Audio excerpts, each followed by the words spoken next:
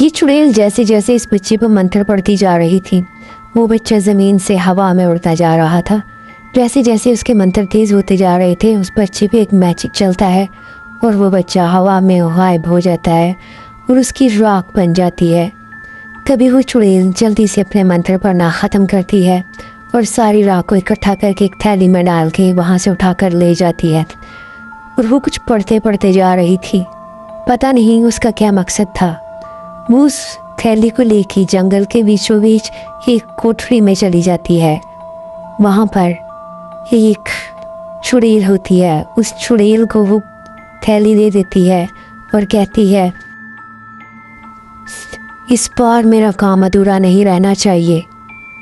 और वो जल्दी से देखती है आसपास कोई नहीं है और वो एक मंत्र पढ़ती है और चुड़ैल से ये खूबसूरत लड़की की शक्ल इख्तियार कर लेती है और वो जल्दी जल्दी वहाँ से निकल जाती है, इससे पहले कि उसे कोई देख लेता।